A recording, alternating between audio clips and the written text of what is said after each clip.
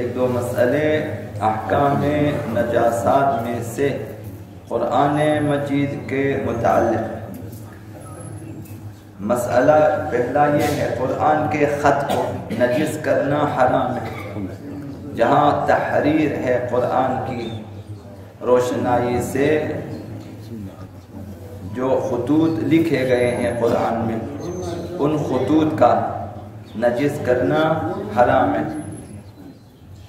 مثلا ہاتھ میں خون ہو اور وہاں پہ لگا دیں کہ وہ نجس ہو جائے، خون کی تری لگ جائے، نجس ہے۔ یا گیلا ہو ہاتھ اور ہاتھ نجس ہو اور وہاں پہ لگا دیں، حرام ہے۔ جس طرح آپ جانتے ہیں بغیر وضو کے بھی ہاتھ لگانا حرام ہے، جو خطوط قرآن مجید ہے۔ یہ پہلا مسئلہ۔ دوسرا مسئلہ، قرآن کے ورق کو بھی نجس کرنا حرام ہے۔ ورق قرآن، خالی کاغذ جو ہے۔ خطوط قرآن کے بارے میں دو مسئلہ ہیں، بلکہ تین مسئلے ہیں کہ نجس روشنائی سے لکھنا بھی حرام ہے، نجس کرنا بھی حرام ہے، بے وضو ہاتھ لگانا بھی مثلا حرام ہے۔ لیکن ورق قرآن نجس کرنا حرام ہے، لیکن بے وضو ہاتھ لگا سکتے ہیں خالی جگہوں پہ بغیر وضو کے۔ لیکن نجس کرنا ورق قرآن کا، کیونکہ قرآن کی بے احترامی ہے، لہذا حرام ہے۔ اپنے گھروں میں بچے ہوتے ہیں، بچے حتماً قرآن پڑھتے ہیں، انہیں یہ بتانا چاہیے ماں باپ کسی طرح سے کہ بھئی اس کا یہ احترام ہے، یہ جو خطوط ہیں بغیر وضو ہاتھ نہیں لگانا اپنے، اور یہ جو مثلا حاشیے ہیں اور جو خالی جگہ ہیں وہاں نجس نہ ہو جائے یا آلودہ نہ ہو جائے، یہ انہیں بتانا چاہیے۔ اور تیسرا مسئلہ، جیسا کہ عرض کیا، قرآن کو نجس سیاہی سے لکھنا بھی حرام ہے۔ وہ جو جس سیاہی سے آپ لکھیں گے، ضروری نہیں کہ پورا قرآن آپ کوئی آیت آپ لکھنا چاہتے ہیں اپنی کاپی پہ، اپنی ڈائری میں، تو اگر وہ سیاہی نجس ہو تو حرام ہے۔ نجس سیاہی سے قرآن لکھنا حرام ہے۔ حضرت آقا رسول خدا صلی اللہ علیہ وآلہ وسلم نے ارشاد فرمایا احترام قرآن کے سلسلے میں، یہ احکام قرآن کے احترام میں ہے، اور پیغمبر اسلام نے فرمایا القرآن افضل شیء دون اللہ، اللہ کے بعد قرآن افضل ترین چیز ہے، بہترین چیز ہے، برترین ہے۔ یعنی خدا متعال کے بعد جو چیزیں برترین ہیں ان میں قرآن ہے، برترین اور افضل چیز ہے۔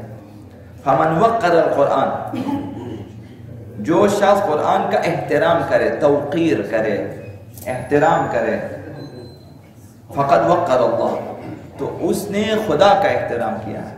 قرآن کا احترام، خدا کا احترام۔ ومن لم يوقر القرآن، جو شخص قرآن کا احترام نہ کرے، فقد استخف بحرمت اللہ، اس نے خدا کی بے احترامی کی ہے۔ قرآن کی بے احترامی گویا خدا کی بے احترامی ہے، یہ لازمہ ہے۔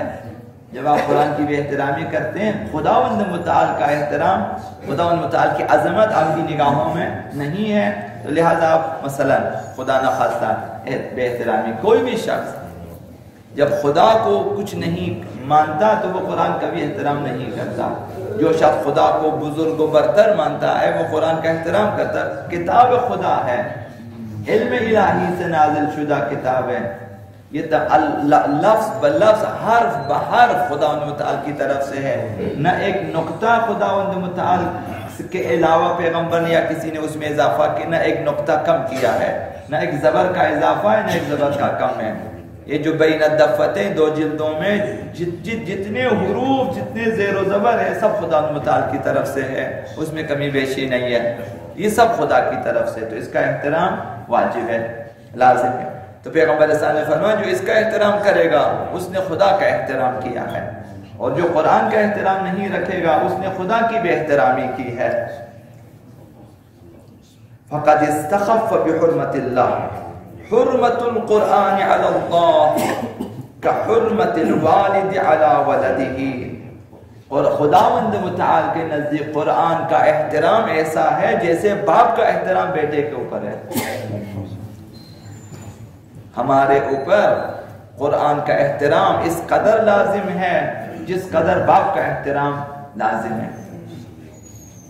تو ہمیں چاہیے کہ قرآن مجید کا احترام کریں، اور احترام اس طرح سے نہ کریں کہ گھروں سے نکال دیتے ہیں، یہ خود بے احترامی ہے۔ گھروں سے قرآن کو نکال باہر کرنا بے احترامی ہے۔ کہ ہمارے گھر میں بچے پھاڑ دیتے ہیں، گرا دیتے ہیں، اس کو لے جاؤ مسجد میں یا بارگاہ کے داخل میں رکھو، انہیں قرآن کو گھروں سے نکالنے کا یہ بہانہ ڈھونڈا ہوا ہے۔ یہ خود بے اعتنائی بھی ہے، بے احترامی بھی ہے۔ ابھی آپ کے گھر میں کوئی مثلا سادات ہو اور آپ کہیں کہ سادات بے احترامی ہو تو گھر سے نکالیں اسے گھر سے سارے قرآن کو جمع کریں، سعودی عرب بھیج دیں، بولے کعبے میں رکھیں احترام سے، اور ہم لوگ نہیں۔ قرآن کا احترام یہ نہیں، قرآن اپنے پاس رکھیں اور احترام کریں۔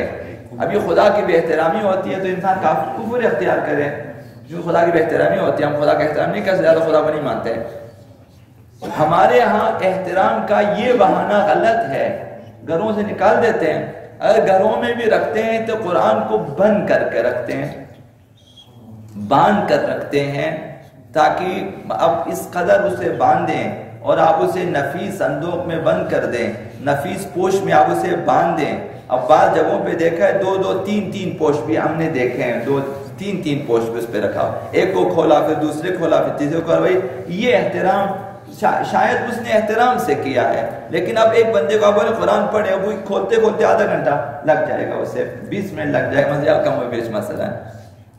تو یہ احترام قرآن کو رکھیں، مناسب جگہ پہ رکھیں گھر میں، اور اس طرح رکھیں کہ آنے جانے والوں کی نظر پڑے، بچوں کی نظر پڑے، گھر والوں کی نظر پڑے، انہیں پتا جو قرآن ہے، اور وقتاً فوقتاً آپ اتاریں، قرآن پڑھیں، قرآن پڑھائیں گھر میں، تاکہ بچے آپ کو دیکھیں کہ قرآن کے ساتھ سروکار ہے۔ حضرت آقا امام جعفر الصادق علیہ السلام نے ارشاد فرمایا، یہ قرآن کا احترام، ينبغي للمؤمن الا يموت حتى يتعلم القرآن او يكون في تعلمه۔ مومن کے لیے شائستہ ہے کہ قرآن پڑھے بغیر نہ مرے ہو۔ ایک مومن اگر مر جاتا ہے اور اس نے قرآن نہیں سیکھا ہو، یہ اس کے لیے ناشائستہ عمل ہے، نازیبہ عمل ہے، زیب نہیں دیتا ایک مومن بغیر قرآن کے۔